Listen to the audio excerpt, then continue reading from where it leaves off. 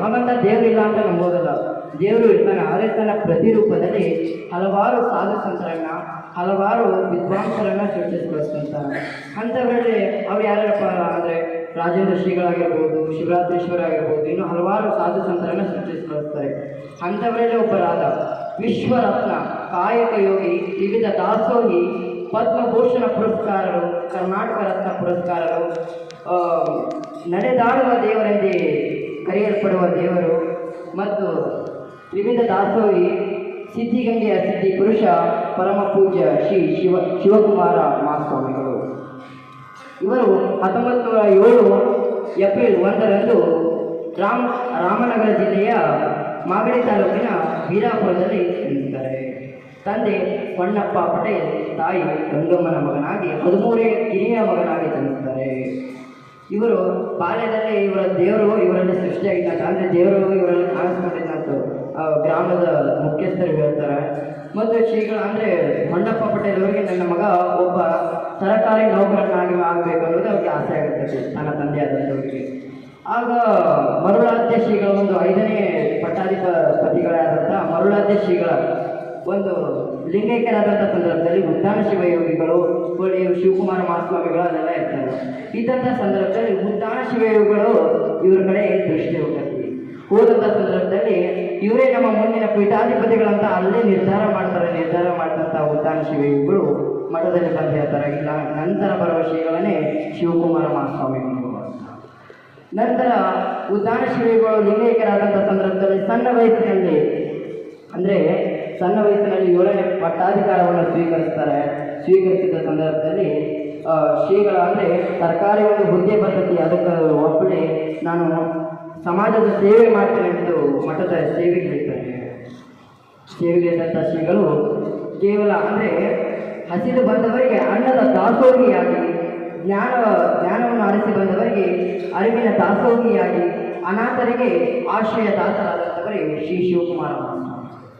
ಕೇವಲ 20 ವಿದ್ಯಾರ್ಥಿಗಳಿಂದ ಶುರುವಾದಂಥ ಮಠ ಇಂದು ಅಸಂಖ್ಯಾತ ವಿದ್ಯಾರ್ಥಿಗಳನ್ನು ಒಳಗೊಂಡಂತೆ ಮಠ. ಅಂದರೆ ಆಗ ಹಚ್ಚಿದಂಥ ಒಂದು ಇಡೀ ಇಂದು ವಿಶ್ವವ್ಯಾಪಿ ಪ್ರಚಲಿಸುತ್ತದೆ. ಎಷ್ಟರ ಮಟ್ಟಿಗೆ ಅವರ ಕಾಯಕ ಎಷ್ಟೈತೆ ಅನ್ನೋದನ್ನು ನಾವು ತಿಳಿದುಕೊಳ್ಳಬೇಕು. ಶ್ರೀ ಶಿವಕುಮಾರ ಮಹಾಸ್ವಾಮಿಗಳು ಇಂದಿನಂತೆ ಅಂದಿನ ಮಠ ಶ್ರೀಮಂತವಾಗಿರುವುದಿಲ್ಲ. ಅಂಥ ಸಂದರ್ಭದಲ್ಲಿ ಒಂದು ಘಟನೆ ನಡೀತೈತಿ. ಅವರು ಸೌದೆಯನ್ನು ಅನ್ನದಾಸೋಹಕ್ಕಾಗಿ ಸೌದೆಯನ್ನು ಒಡೆಯುವ ಸಂದರ್ಭದಲ್ಲಿ ಭಕ್ತಾದಿಗಳು ಬಂದಾಗ ಶ್ರೀಗಳನ್ನ ಕರೆದಾಗ ಶ್ರೀಗಳು ತಮ್ಮ ಕರವಸ್ತ್ರದಿಂದ ತಮ್ಮನ್ನು ಒರೆಸ್ಕೊಂತ ಬರ್ತಾರೆ. ಅವಾಗ ಅವರೆಲ್ಲ ನೋಡಿದಂಥ ಇವರಲ್ಲೇ ಕಣ್ಮರಿಯಾಗಿ ನೋಡ್ತಾರೆ. ಅಂದರೆ ವ್ಯಕ್ತಿ ಶಿವರನ್ನು ನೋಡ್ತಾರೆ, ಯಾಕಪ್ಪ ಇಷ್ಟೆಲ್ಲ ಇದ್ದು ಇವರೇ ಯಾಕೆ ಕೆಲಸ ಮಾಡ್ತಾರ ಅಂತಂದು. ಅವ್ರು ನೋಡಿದಂಥ ಸಂದರ್ಭದಲ್ಲಿ ಅವರಿಗೆಲ್ಲ ಇದು ಆಶ್ಚರ್ಯ ಆಗ್ತೈತಿ. ಅಂದರೆ ಸ್ವತಃ ಭಕ್ತಾದಿಗಳಿಂದ ಹಿಡಿದು ವಿದ್ಯಾರ್ಥಿಗಳಿಗೆ ಅಡುಗೆ ಬಡಿಸುತ್ತಿದ್ದವರೇ ಇವರು. ಇಂಥವರನ್ನ ದೇವರನ್ನಲ್ಲಿ ಮತ್ತೇನೆಂದು ಕರೀತಾರೆ ಹೇಳಿಬಿಡಿ. ಸ್ವತಃ ವಿದ್ಯಾರ್ಥಿಗಳು ತಾವೇ ಉಣಬಡಿಸಿ ಮತ್ತು ಭಕ್ತಾದಿಗಳಿಗೆ ಉಣಬಡಿಸಿದ್ರಂತೆ. ಮತ್ತು ಶ್ರೀಗಳವರು ರಾತ್ರಿ ಅಂದರೆ ತಮ್ಮ ಮಠವನ್ನು ನಡೆಸುವ ಸಂದರ್ಭದಲ್ಲಿ ರಾತ್ರಿ 3 ಗಂಟೆಗೆ ಎದ್ದು ಯಾವಾಗಲೊಮ್ಮೆ ಎದ್ದು ಎಲ್ಲ ಕೊಠಡಿಗಳಿಗೆ ಹೋಗ್ತಿದ್ರಂತೆ. ಹೋದಂಥ ಸಂದರ್ಭದಲ್ಲಿ ಯಾವ ವಿದ್ಯಾರ್ಥಿ ಹಸುವಿನಿಂದ ಬಳಲುತ್ತಿದ್ದಾನ ಮತ್ತು ಯಾವ ವಿದ್ಯಾರ್ಥಿ ಹರಕು ಬಟ್ಟೆ ಧರಿಸ್ತಾನೆ ಅನ್ನೋದನ್ನು ಸೂಕ್ಷ್ಮವಾಗಿ ಅದನ್ನು ಗಮನಿಸಿ ನಂತರ ಮರುದಿನ ಬಂದು ತಮ್ಮ ಕಚೇರಿಗೆ ಕರೆಸಿದ್ದಂಥ ವಿದ್ಯಾರ್ಥಿಯನ್ನು ಕರೆಸಿ ಅವನ ತಲೆಯನ್ನು ಸವರಿ ಆ ವಿದ್ಯಾರ್ಥಿಗೆ ಉಡುಪುಗಳನ್ನು ಕೊಟ್ಟು ಆ ವಿದ್ಯಾರ್ಥಿ ಖುಷಿ ಯಾಕಂದರೆ ಶ್ರೀಗಳನ್ನ ಕರೆದಿದ್ರು ಅನ್ನೋದು ಒಂದು ಖುಷಿ.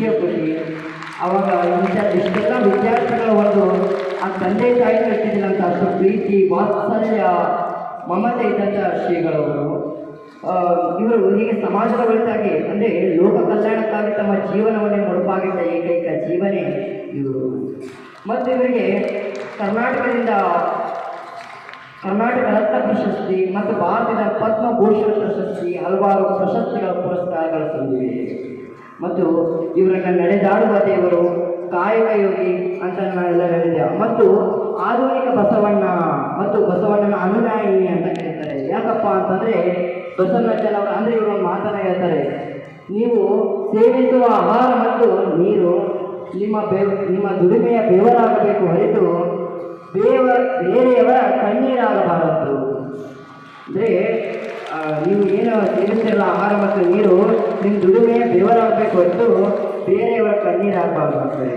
ಮತ್ತು ಆಮೇಲೆ ಬಸವಣ್ಣನವರು ಹೇಳಿದಂತೆ ನಡೆದಂತೆ ನುಡಿದರು, ನುಡಿದಂತೆ ನಡೆದರು. ಇಂಥ ಶ್ರೀಗಳವರು ಲೋಕ ಕಲ್ಯಾಣಕ್ಕಾಗಿ ತಮ್ಮ ಜೀವನವನ್ನೇ ಮುಡುಪಾಗಿಟ್ಟು, ಹೀಗೆ ಸಮಾಜದ ಒಳಿತಾಗಿ ತಮ್ಮ ಜೀವನವನ್ನೇ ಮುಡುಪಾಗಿಟ್ಟು 2015ರಲ್ಲಿ ಇವರಿಗೆ ಭಾರತದಿಂದ ಪದ್ಮಭೂಷಣ ಮತ್ತು ಕರ್ನಾಟಕ ರತ್ನ ಹಲವಾರು ಪ್ರಶಸ್ತಿಗಳು ದೊರೆತಿವೆ. ಮತ್ತು ಹೀಗೆ ಸಮಾಜದ ಒಳಿತಾಗಿ ತಮ್ಮ ಜೀವನವನ್ನೇ ಮುಡುಪಾಗಿಟ್ಟು 2019 ಜನವರಿ 21ರಂದು ಲಿಂಗೈಕ್ಯರಾದಂಥ ಇವರು ನಮ್ಮ ಇಲ್ಲಿ ಶ್ರೀಗಳಾದಂಥವರು ಅಂದರೆ ನಮ್ಮ ಗುರುಗಳು ಒಂದು ಅವ್ರ ಬಗ್ಗೆ ಗೌರವವನ್ನು ಬರೆದಾರ. ಅದನ್ನು ವ್ಯಕ್ತಪಡಿಸಲು ನಾನು ಇಷ್ಟಪಡ್ತೀನಿ.